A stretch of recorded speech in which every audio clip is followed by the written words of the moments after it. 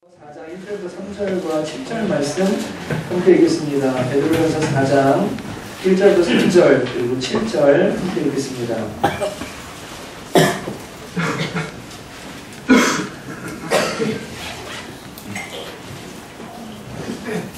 베드로전서 4장 1절부터 3절 그리고 7절까지 짧기 때문에 다 함께 합독하도록 합니다. 천천히 영혼에 음미하면서 같이 한번 읽겠습니다. 하나님 말씀을 시작. 그리스도께서 이미 육체의 고난을 받으셨으니 너희도 같은 마음으로 갑옷을 받아. 이는 육체의 고난을 받은 자는 죄를 그쳤음이니 그 후로는 다시 사람의 정욕을 따르지 않고 하나님의 뜻을 따라 육체의 남은 때를 살게 하려 합니다.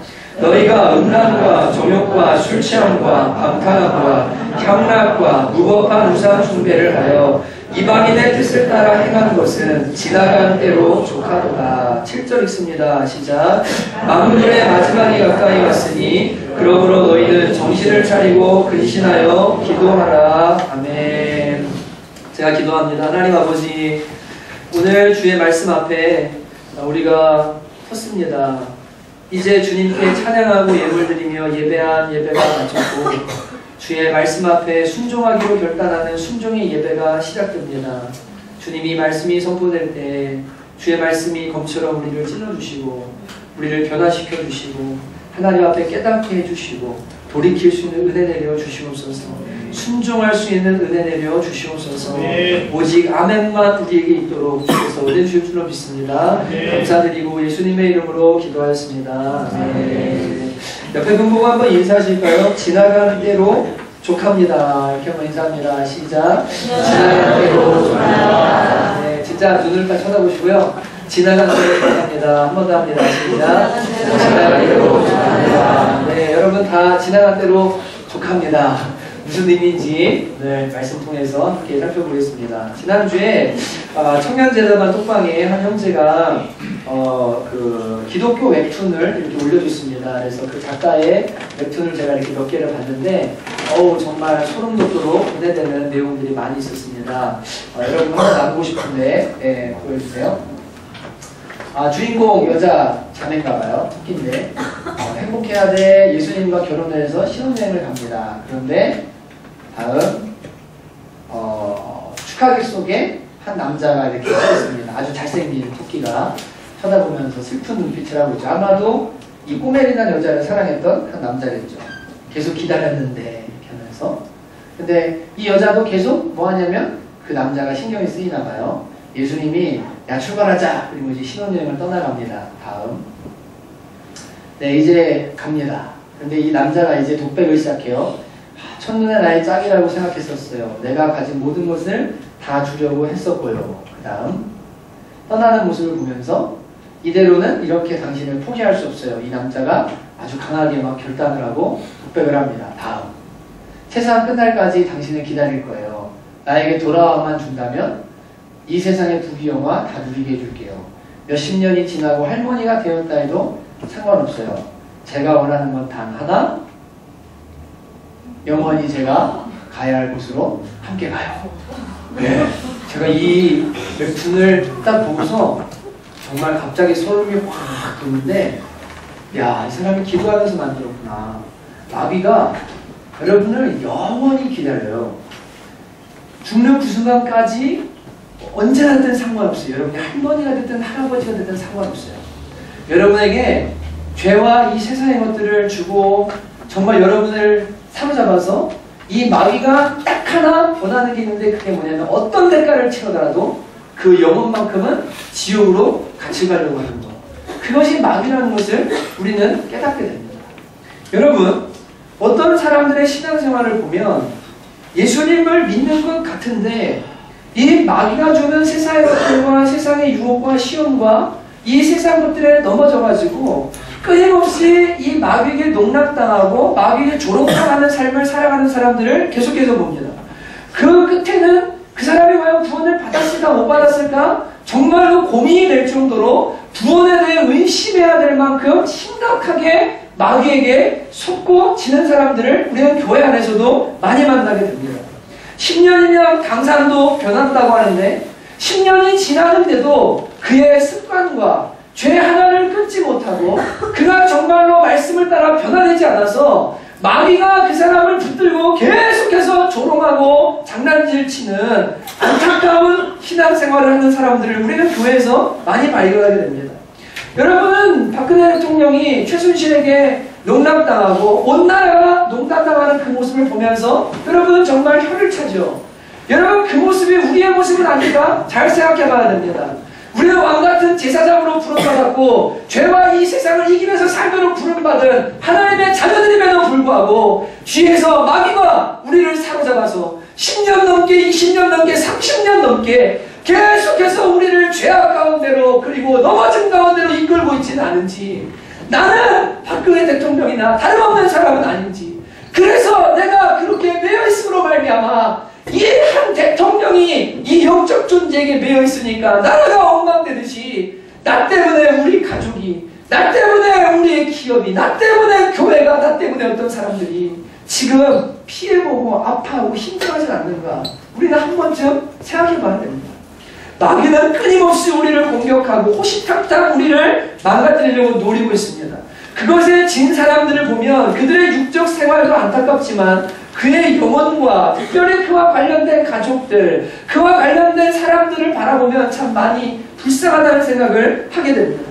한 사람이 주님께 온전히 사로잡히지 못하고 죄 가운데 평생을 살다 보면 그 죄로 인해 가족들이 받는 상처, 아픔, 눈물 여기에 겪어보신 분들도 계시잖아요.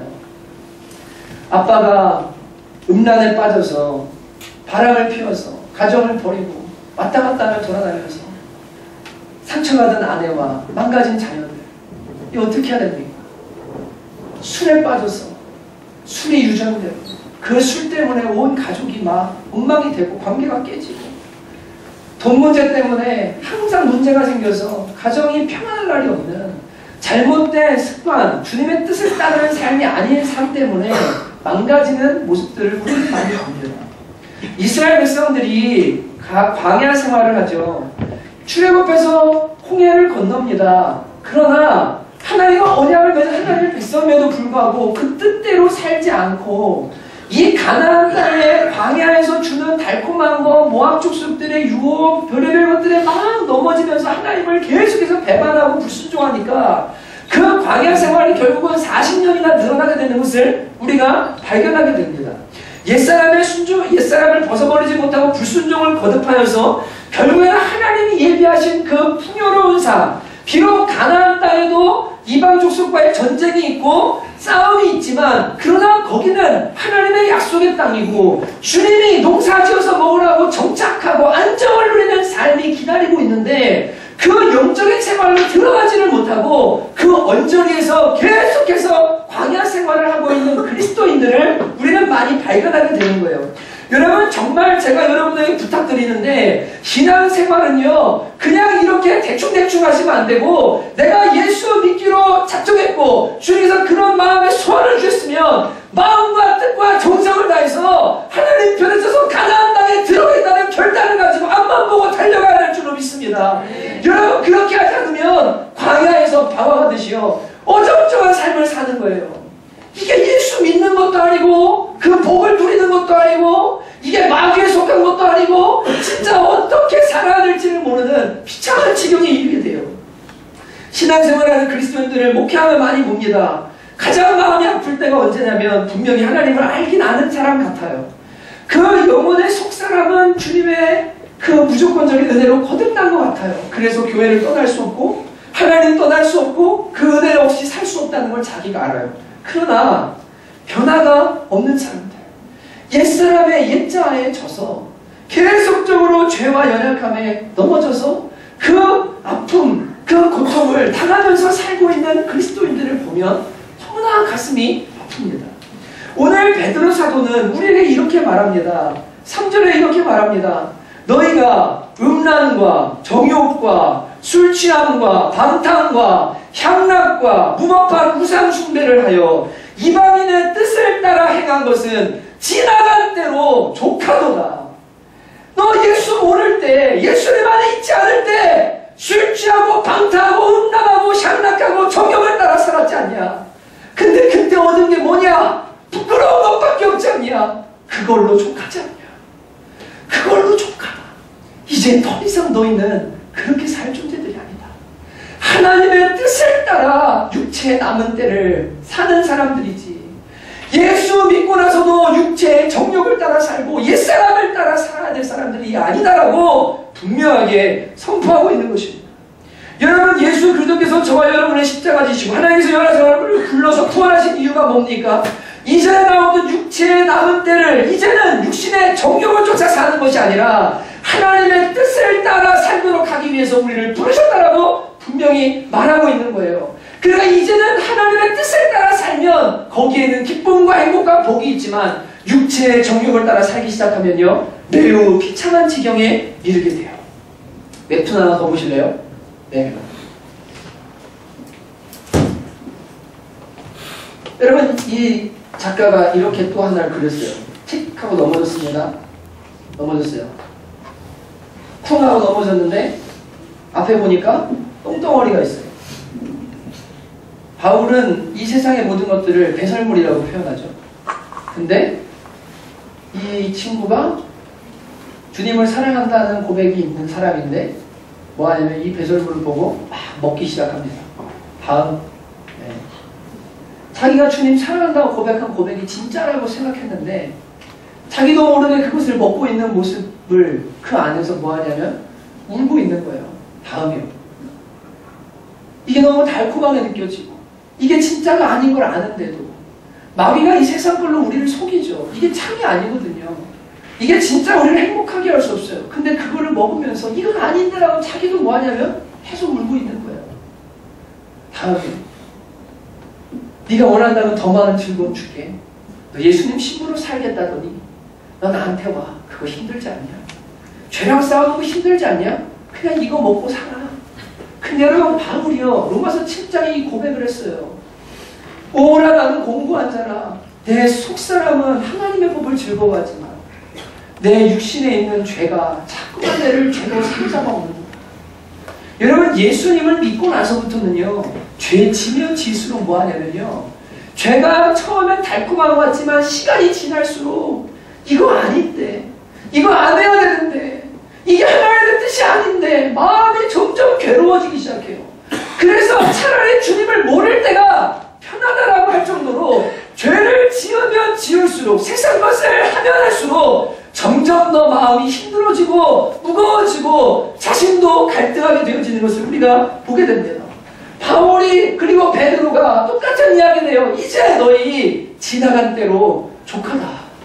언제까지 음란하고 언제까지 술 취하고 언제까지 방탕하고 언제까지 향락하고 그렇게 살 거냐. 이제는 끊어라. 이제는 끝내라. 예수님이 그것을 끝내셨다라고 분명히 말하고 있습니다. 여러분은 지난 한 해와 여러분의 신앙생활을 한번 돌아보시기 바랍니다. 예수님을 믿기 전과 믿은 후에 여러분은 얼마나 많은 변화를 경험하셨습니까? 진짜로 그 옛사람의 잔재들을 벗어버리고 술 끊고 세상 더러운 거 끊고 정말로 하나님의 거룩한 자녀로 살아가는 데 있어서 여러분 불과 1년 전만이라도 좀 비교해 보십시오. 무슨 변화가 있었는지 10년 전과 한번 비교해 보십시오. 어떤 변화가 있었는지 그리고 한번 물어보십시오. 나는 지금 예수 안에서 행복한가? 나는 예수 안에서 자유한가? 나는 진짜 예수님 안에서 기쁨을 누리고 있는가? 여러분, 지나간 때가 족한 거예요. 이제는 그게 참이 아닌 걸 알고 버려야 돼요. 그게 성숙한 신앙인 거예요. 음란, 제가 청년들한테 늘 얘기합니다. 너네들 음란 문제 끊지 않으면 결혼해서 큰일 날 수 있다.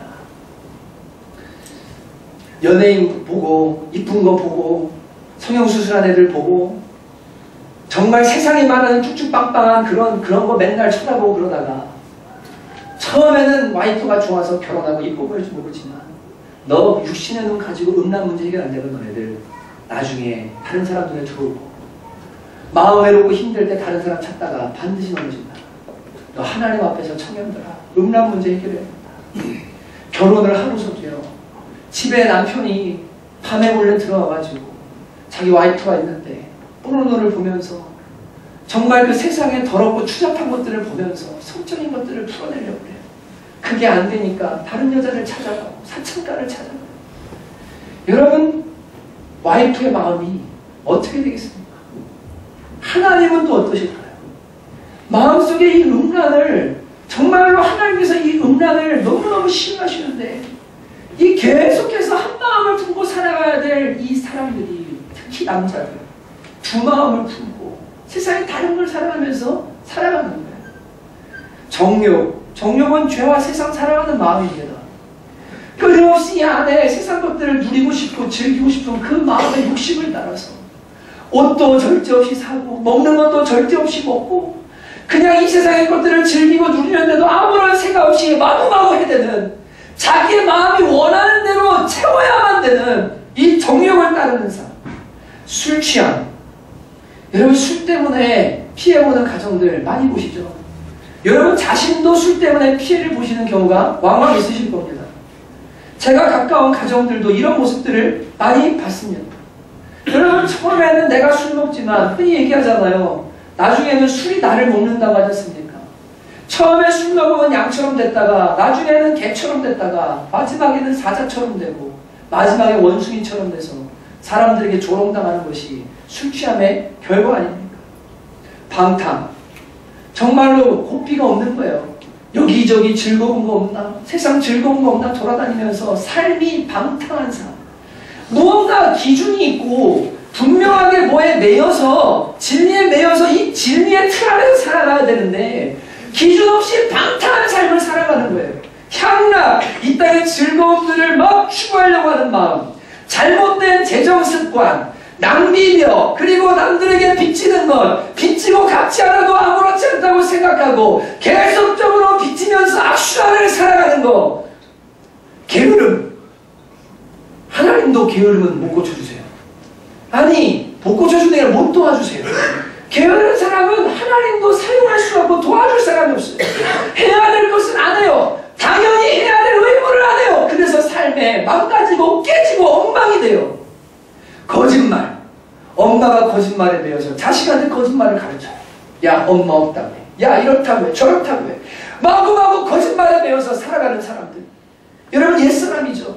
여러분, 교회 안에서도 들어와서 거짓말하는 사람들 보면요, 이 거짓말로 삶을 사는 사람들은 내가 거짓말을 하게 되면 이 거짓말을 들은 사람들을 조종하려고 들어요. 왜 줄 아세요? 내 거짓말이 탈로 나가면 안 되기 때문에 이 사람은 내 사람이 돼야 돼요. 내 말만 믿어야 돼요. 거짓말하는 사람들의 특징은 그 내가 거짓말한 대상을 조종하려고 들어요. 그러나 나중에는 이 자신의 거짓말이 거짓말인 줄도 모르는 양심의 가책도 사라지고 지적인 분별력조차 사라져서 거짓말이 자기랑 하나가 되고 맙니다. 하나가 되고 말아요. 그래서 거짓으로 삶을 쌓아가서 결국에는 모든 관계와 모든 것들이 무너져가는 사람들을 많이 봅니다.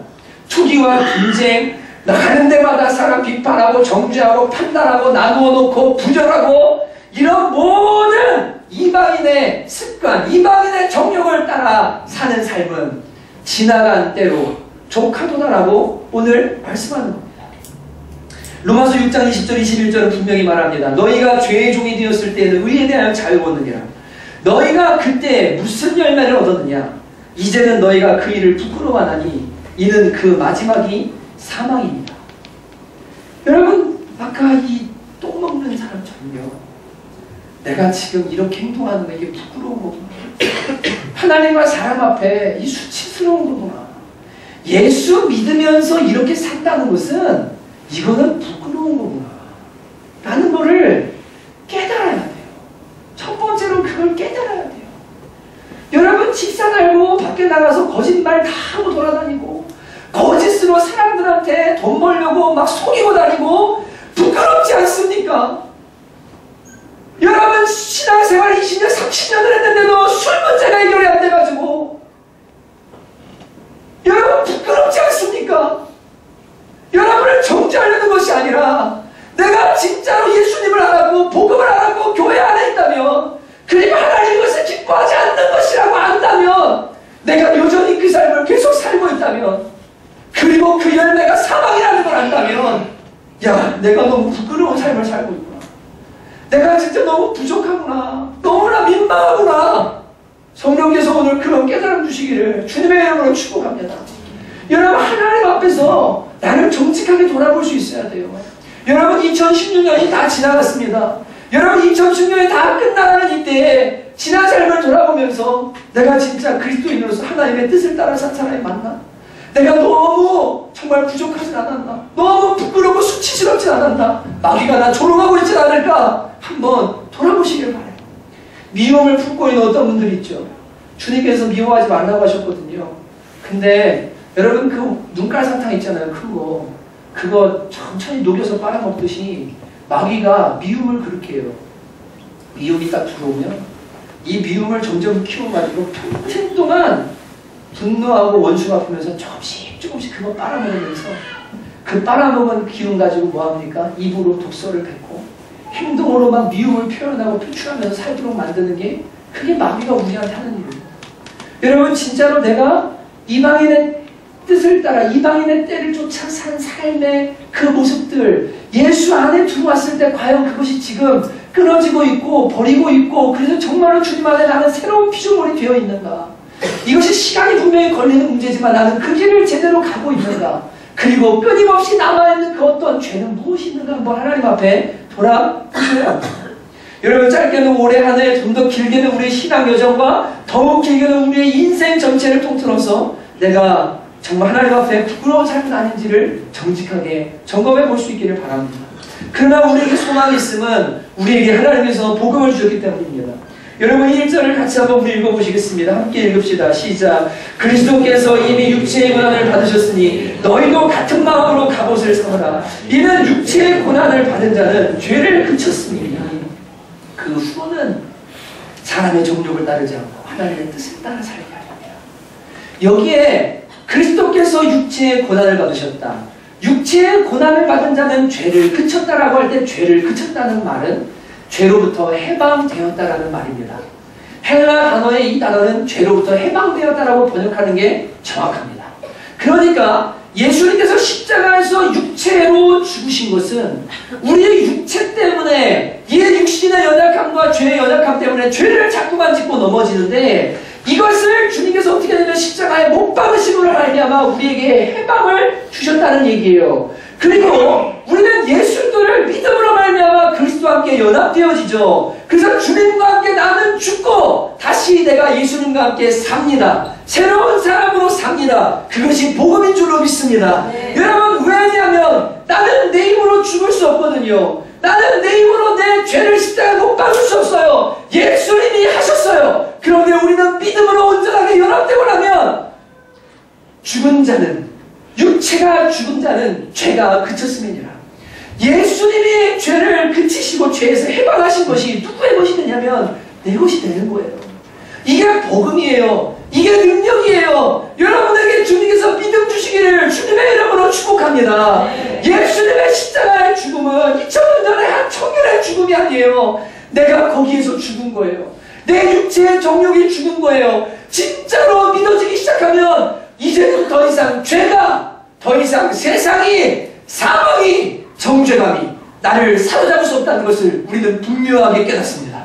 그래서 우리는 자유자가 되고 죄를 이길 능력이 내 안에 있다는 것을 발견하게 되는 거예요. 여러분 우리는 죄에게 져서 육신에게 져서 종로를 사람들이 아니라 의의 종이요 의의 병기가 되어야 되는 사람들인 줄로 믿습니다. 마귀는 그러면 여러분과 저를 계속 속이는 거예요. 너는 그거 안 돼. 그거 못 이겨. 그렇게 살아도 괜찮아. 예수 믿지만 너 다른 거 다 괜찮잖아. 그거 하나 가지고서 왜 그래? 아니요. 마귀는요 이 하나를 붙들고요 나머지를 망가뜨리기를 원해요. 그 문제를 해결해야 돼요. 육체의 정욕을 따라 살았던 마귀의 통로가 되는 그 문제를 하나님 앞에 분명하게 처리해야 돼요. 그래야 주님께서 주시는 복된 인생으로 돌아서게 돼요. 여러분 우리에게 이런 복음이 있기 때문에 여기 1절에 말하기를 너희도 같은 마음으로 갑옷을 사오라. 여기에 갑옷을 샀다라는 말은 영적으로 무장을 하는 의미인데 7절에 그래서 사도는 이렇게 말합니다. 만물의 마지막이 가까이 왔으니 그러므로 정신을 차리고 근신하여 기도하라. 여러분 마귀를 기도하고 대적하고 싸우고 그 실체를 발견하고 영적 전쟁을 일으키면 반드시 마귀의 권세는 우리에게서 떠나가는 것을 믿으시기 바랍니다. 이 죄의 권세는 우리의 풀어짐을 믿으시기 바랍니다. 같은 마음으로 갑옷을 삼으라. 진짜 예수님이 십자가에 죽으심을 너가 믿고 이제는 죄의 권세가 나한테 끊어졌음을 믿고 너가 기도하고 싸워라. 그러면 너 자유해질 수 있다. 너 진짜 자유할 수 있다. 여러분 신앙생활 하는데 지난주에 말씀에 대해 말씀드렸죠. 오늘은 기도가 포커스는 아닙니다. 근데 여러분 말씀과 기도 안 하잖아요. 영적으로 죽어요. 왜요? 말씀은 밥이에요. 밥을 안 먹으면 힘이 없어요. 40일 굶어보세요. 숨은 쉬죠. 근데 기도는 뭡니까? 호흡이죠. 기도조차 끊어지죠. 그 사람 뇌사예요. 이 사람 아무것도 못해요. 영적으로 이 사람이요 사는 것 같지만 죽은 거예요. 여러분 그러니까 산 사람은 첫째는 숨을 쉬어야 되고 두 번째는 밥을 잘 먹어야 돼요. 그래야 힘이 나서 하나님의 뜻을 하라고 순종하라든지 이기든지 뭐라든지 하죠. 여러분 그래서 영적으로 침체에 빠지고 죽었을 때 첫 번째로 회복해야 될 게 뭐냐면 기도를 회복해야 되는데 그 기도조차 안 나오는 상황이 되면 금식하며 울면서 하나님 앞에 내 영혼을 살려주시고 내 삶을 살려달라고 부르짖는 기도로 돌아와야만 그 영혼이 반드시 살게 되고 영적으로 승리하게 됩니다. 기도 생활이 끊어진 사람에게 말씀 읽으라고 해보십시오. 읽어집니까? 절대 안 읽어집니다. 절대 못 읽습니다. 여러분 그냥 지적으로 좀 어떻게 읽어보려고 노력은 할 수 있겠지만 하나님과의 그 교감, 대화가 끊어져서 영적으로 죽어있는 사람은 성경 읽으라고 해도 읽을 수가 없어요. 이게 들어와야죠. 하나님의 뜻이 마음에 와야죠. 안 와요. 움직일 수가 없어요. 뇌가 지금 기능을 안 해요. 기도하면 하나님의 뜻이 알아져요. 하나님 마음 부어져요. 그리고 영적으로 말씀 먹고 은혜받아 힘나면 순종할 수 있도록 되어서 우리의 삶이 주의 뜻대로 가요. 근데 기도가 끊어졌잖아요. 하나님의 뜻조차 나한테 오지를 않아요. 말씀과 기도 없이는 절대로 거룩해지고 하나님의 뜻대로 살 수가 없어요. 그러니까 사도가 말하기를 너네들 정신 차려야 된다. 기도해야 된다. 너희들 언제까지 이방인의 때를 쫓아서 산 것처럼 그렇게 계속 살 거야. 그걸로 족하지 않냐? 부끄러움 당하고 그걸로 족하지 않냐?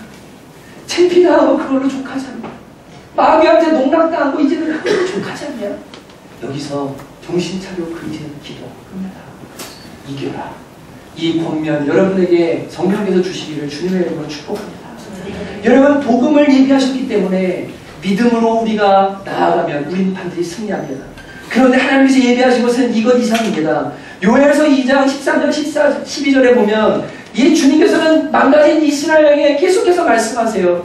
여호와의 말씀에 너희는 이제라도 금식하고 울며 애통하고 마음을 다하여 내게로 돌아오라 하셨나니 너희는 옷을 찢지 말고 마음을 찢고 너희 하나님 여호와께로 돌아올지라. 그대로 오시며 자비로우시며 노하기를 더디하시며 이내가 크시사 뜻을 돌이켜 재앙을 내리지 아니하시나니. 25절에 말씀하십니다. 내가 전에 너희에게 보낸 큰 군대 곧 메뚜기와 느치와 황충과 팥중이가 먹은 횟수대로 너희에게 갚아주리니. 뭐라고 하십니까? 주님께서 주님의 뜻대로 살지 않아서 메뚜기와 느치와 황충을 보내서 다 망가졌는데 너희가 망가진 횟수대로 내가 어떻게 한다고요? 갚아주리니. 여러분 신앙생활은 예수님 믿고 내가 주님께 뭘 갚는 게 아니에요. 그 나중 문제예요. 여러분 우리가 시간이 지나고 보면요. 하나님께서 예수 모를 때 죄짐에서 살아서 망가졌던 삶이죠. 이것을 횟수대로 갚아주세요. 회복시켜주세요.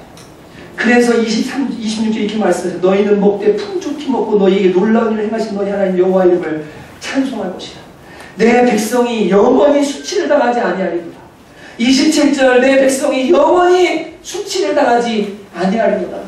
여러분 비록 내가 육신의 정욕을 따라 이방인의 뜻을 따라 살았던 삶이 지속됨으로 말미암아 내 삶에 문제가 일어나고 엉망이 되고 깨지고 황폐하되었다 할지라도 마음을 다하여 금식하며 애통하며 주님께로 돌아오기만 하면 내가 횟수대로 갚아주겠다. 내가 회복시켜주겠다. 이전에 망가졌다고 걱정하지 마라. 내가 진짜 더 놀랍게 회복시켜줄게. 주님의 약속인 거 여러분 믿으시기 바랍니다. 진짜로 하나님께서요 주님께로 돌아오면요 그 망가진 지난날 그것이 죄와 나의 연약함 때문이라 할지라도 주님이 이것을 고쳐주시고 주님이 회복시켜주시겠다고 약속해 주셨어요. 여러분 그렇기 때문에 우리는 주님께로 돌아가야 됩니다. 복음 안으로 돌아가야 됩니다. 제가 몇 달 전에 그 어떤 청년에게 자기와 함께 공부하는 어떤 형제에 대한 이야기를 전해 들었어요. 그 형제가 감옥을 갔다 왔다고 그래서 제가 무슨 죄를 졌길래 감옥을 갔다 왔냐 라고 이렇게 물었는데 정확히 모른다고 하다가 최근에 그 내용을 제가 이제 알게 되는 어떤 일이 있었습니다. 그리고 제가 그것을 찾아보기도 하고 하면서 깜짝 놀랐는데 2011년에 우리나라에 일어난 진짜 그 경악할 사건이었죠. 기억하시는 분들 계실 거예요. 광진구에서 일어났거든요. 이 아이가 고등학교 2학년 때 수능 시험을 보고 왔는데 아이가 성적표를 조작을 합니다. 그래서 전국 64등이라고 조작을 해서 엄마한테 줬는데 엄마가 그것을 조작한 것을 알고 이 아이를 골프채랑 야구 방망이로 막 때려요. 근데 맞고서 이 아이가 그냥 맞고 끝난 게 아니고 어떻게 했냐면 그 엄마를 칼로 해쳤어요. 처음에는 얼굴에 상처가 났고 싸우다 보니까 엄마를 찔러 죽이게 됩니다. 그리고는 그 엄마 시신을 방에다가 놔두고 8개월 동안 살아요. 그냥 점점 냄새가 나니까 방에다가 본드칠하고 테이프를 발라가지고 냄새가 안 나게 꽉 하고 막습니다. 아빠와는 5년 전에 엄마가 이혼을 했는데 아빠 역시 술과 무능함과 여러 가지 문제들로 인해서 가정에 폭력을 행사하고 이러니까 이혼을 하게 된 거예요. 엄마가 자녀가 우상이죠. 얘 공부 하나 잘해야 사니까 공부해야 돼. 우상 숭배를 한 겁니다. 자식 하나 바라고. 여러분 우상은 결국 우리를 해쳐요. 우상은 우리를 아프게 해요. 여러분 이 세상의 것들에 너무 마음 주고 너무 우상 숭배하지 마십시오. 하나님밖에 우리가 경배할 대상이 없는 거 믿으시기 바랍니다. 근데 여러분 이 아이가 그렇게 아빠 밑에서 그렇게 폭행을 당하고 이렇게 살다가 엄마랑 했는데 엄마가 공부하라고 때리는 거 공부를 못하는 것도 아니었대요. 근데 막 때리니까 화가 나가지고 분노해가지고 이 엄마를 칼로 찔러주고 8개월 있다가 아빠가 엄마가 연락이 안 되니까 그리고 이상하니까 집에 강제로 경찰관계 동행해서 문을 따봤더니 시체는 미라처럼 다 썩어있고 온 방 안에 막 냄새가 가득한 그런 이제 발견하게 됩니다. 그리고는 징역을 2년 정도 살고 나오게 됐는데 지금은 이 아이가 총신대 신학부 학부생으로 신학을 공부하는 도상에 있습니다. 이 아이가 주님을 만나게 된 과정이 어떻게 되냐면 아빠가 이혼하고 엄마랑 아이가 살고 있는데 아이까지 병들어서 엄마를 죽였잖아요. 세상에 이런 일이 어떻게 일어날 수 있어요? 이 앞에 이 엄청난 고통 앞에 이 아버지가 예수님을 영접하게 된 거예요. 다 이게 내 죄 때문이구나. 내가 하나님 뜻대로 살지 않아서 그렇구나. 내가 엉망해서 그랬구나. 정말로 주님 앞에 철저히 회개 예수님을 영접했대요. 그리고는 그 영접하고 나서 이 아이에게 찾아가서 복음을 전하기 시작한 겁니다. 감옥으로. 매일같이 찾아가서 다 내 잘못이다. 우리 예수 믿어야 된다. 너 그간 무도한 죄 저질렀지만 하나님이 용서해 주실 수 있어. 그리고 새로운 삶을 살 수 있어. 너 이렇게 이제 죄인으로 살인자로 평생 이렇게 살 거야. 너 예수님 믿어야 돼. 그리고는 가가지고 매일같이 예수님을 전했는데 이 아이의 마음이 어느 날 움직여지기 시작했대요. 아빠가 진짜로 변했구나. 정말로 아빠가 달라졌구나. 그리고 이 아이가 복음에 관심을 갖고 예수님을 영접하게 됐어요. 그리고는 이 아이가 이제는 내가 비록 우리 엄마 생명을 죽이고 정말 말지 못할 죄를 지은 죄인이지만 이제는 영원 살리는 일을 해야 되겠다. 진짜 주님의 뜻대로 살아야 되겠다 생각하고 결단하고 공부해서 신앙의 길을 걷고 있는 한 형제에 대한 이야기를 제가 듣게 됐습니다. 여러분 후회할 수는 있겠죠. 내가 이런 죄를 저질렀어. 내가 지금까지 이렇게 못되게 살아왔어. 나 진짜 지금까지 이렇게 잘못해서 후회할 수는 있겠죠. 근데 여러분 우리가 이 죄의 문제를 해결할 수 있는 능력이 우리한테 없다는 걸 우리는 분명히 알아요. 여러분 다 아시죠? 사람한테 말로 상처 줬는데 그거 어떻게 씻어주실 거예요? 이미 엎질러주면 어떻게 할 거예요? 사람 찔러 죽인 거 이미 죽은 거 어떻게 할 거예요? 사람 생명 살릴 수 있어요. 시간을 돌릴 수 있어요. 여러분 사기친 거 혹은 뭐 잘못한 거 뭐가 됐든 간에 사람 때린 거 내가 어떻게 그 시간을 돌려서 되돌려서라도 그 죄를 원위치 시킬 수 있나요? 없어요. 그게 우리예요. 후회밖에는 못해요. 그리고는 잘못한 것에 대해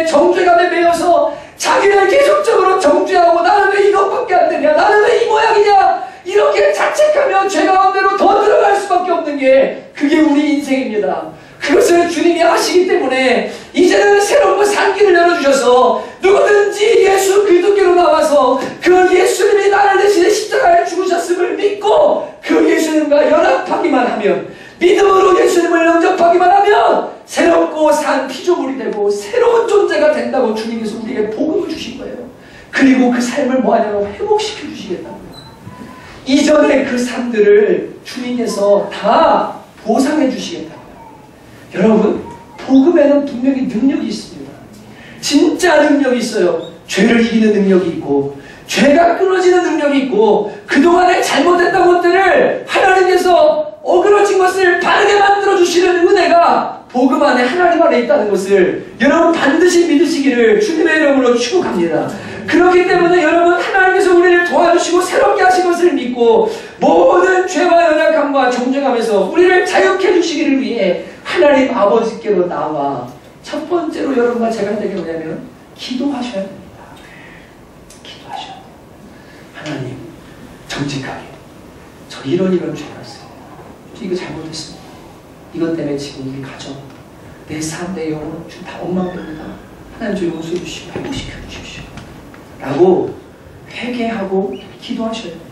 그리고 복음 안에서 나를 공격하고 끊임없이 무너지게 만드는 그 더러운 원수망의 세력들과 죄의 세력과 맛부터 싸우기 시작해야 돼요. 그리고 예수 안에서 모든 정죄감들을 다 벗어버리셔야 돼요. 내가 진실로 은혜 가운데 복음을 믿고 회개했고 그 삶에서 돌이키기로 작정해서 하나님께로 나아왔고 삶으로도 돌이키고 있다면 여러분은 더 이상 과거의 그 죄에 대해서, 너는 죄인이라고 하는 그 정죄에 대해서 매여야 될 이유가 없음을 믿으시기 바랍니다. 주님 안에서 자유함 속에 싸우는 거예요. 마귀가 너 이런 존재잖아, 너 그때도 실패했잖아, 너 또 그럴 거잖아. 아니야, 난 예수님 있어. 난 주님 안에서 다시 이길 수 있어. 난 새로운 존재야. 예수 이름으로 대적하고 싸우기 시작하면요 반드시 우리는 이길 수 있어요. 여러분, 2016년이요 다 갔어요. 지난 1년 한번 돌아보세요. 무슨 열매를 맺으셨습니까? 이방인의 때를 쫓아서 육신의 정욕을 따라서 부끄러운 열매를 맺으셨습니까? 아니면 하나님의 뜻을 따라 진짜 아름다운 열매를 맺으셨습니까? 여러분, 우리가 정신 차리고 이 연말에 다시 한번 기도하기 원합니다. 저는 여러분과 제가 우리 자신을 위해 기도할 뿐 아니라 이방인의 때를 사는 자들과 그리스도 안에 있지만 여전히 이방인의 삶을 살고 있음으로 인해서 정말로 고통과 망가진 삶 속에 있는 영혼들을 위해서 중보하며 기도해야 된다고 생각합니다. 여러분, 2016년이 다 갑니다. 한번 자신에게 정직하게 질문해 보세요. 내가 한 영혼을 주님께로 이끌어서 고통과 죄악 가운데 있던 영혼이 주께로 돌아와 진짜 예수님 만나고 그 자유함 가운데 있는 그 열매가 내 삶에 있는 거예요. 근데 한번 돌아보세요. 진짜 저는 목사지만 전도하려고 노력 많이 했거든요. 우리 동철형제 신동철 트레이너 예수님 열심히 믿고 있죠. 그 외에도 복음 전하는 사람들이 많이 있고 계속 관계를 맺고 있지만 연말이 되면 항상 저는 점검해요. 하나님, 제가 올해 3명 반드시 전도해서 복음 안에 완전히 있게 하겠다고 결단했는데 주님 올해 그 약속을 온전하게 지키지 못한 것 같습니다. 제가 말하는 온전하게 지키는 것은 그 한 사람이 주일 성수하고 주여 11조 생활하고 믿음 안에 온전하게 서서 진짜 예수님을 사랑하는 사람이 되는 것, 그 전도를 말하는 거거든요. 믿는 사람 다른 교회 다니다가 인도할 수도 있죠. 그것도 감사한 일이죠. 근데 진짜 죽은 영혼 살리는 거, 주님 제가 그거 온전하게 못 이룬 것 같아 주님 앞에 죄송합니다. 그리고 나서 제가 가만히 지난 2주 동안 교회를 돌아보면서 오늘 이 말씀처럼 교회 구석구석에 예수님 믿긴 믿었어요. 근데 이방인의 삶을 여전히 살아가는 사람들이 눈에 보이는 거예요. 늘 보이죠. 저들 위해 내가 정신 차리고도 기도해야겠다. 저 영혼들 저렇게 살다가는 나중에 지옥 갈 줄도 모르고 변화 없이 여전히 술 마시고 여전히 남 욕하고 여전히 거짓말하고 여전히 음란하고 여전히 저렇게 죄의 권세에 매여 살다 보면 큰일 나겠다. 내가 진짜 금식하며 이제라도 울며 하나님께 기도해야 되겠다. 경비한 마음으로 이 연말을 지금 보내고 있어요. 여러분 자신의 신앙과 여러분 자신의 삶을 하나님 앞에서 여러분이 책임질 수 있게 되기를 주님의 이름으로 축복합니다. 여러분, 하나님 앞에 가서 저 그때 주님 왜 하나님 은혜 안 주셔서 그래요? 이런 얘기 못해요. 분명히 그날 우리 가면요, 너 다 들었어. 너 다 알아. 너 분명히 다 내가 은혜 줬어. 그리고 너 충분히 그 환경 안에다가 집어넣어놨어. 네가 불순이었고 네가 네 뜻대로 살았어. 하나님은 공의의 하나님이기 때문에 누구도 하나님 앞에 불의하다고 말하지 못하도록 그분 우리에게 하실 것을 다 하신 분이십니다. 여러분 마지막 날 주 앞에 섰을 때 여러분 부끄럽게 하나님 앞에 서서 심판대를 향해 가는 사람들이 아니라 생명의 천국 향해 갈 수 있는 저와 여러분 되시기를 주님의 이름으로 축복합니다. 같이 시간 함께 우리 기도하기 원하는데요. 여러분 하나님께로 더 가까이 갑니다. 찬양 함께 부르는데 예배 준비하면서 주님께서 오늘 정말 고통 가운데 있는 한 영혼, 그것이 나의 죄와 연약함이든 이 세상의 악함이든 상관없이 고통 가운데 있는 그 한 명을 주님이 그 품에 품기를 원하시는 마음을 받았습니다. 여러분 고통 속에 계십니까? 오늘 본 웹툰처럼 죄와 주님의 뜻 가운데 갈등하면서 눈물을 흘리고 계십니까? 여러분 그러나 우리 복음과 하나님 아버지를 바라보십시오. 이 시간 하나님께로 나갑니다. 주님 저를 새롭게 해주시기를 원합니다. 주님 은혜 받기를 원합니다. 같이 한번 이 시간에 찬양하며 마음을 드리며 나갑니다. 하나님께로 가까이 갑니다. 하나님께로 더 가까이 갑니다. 고통 가운데 계신 주님,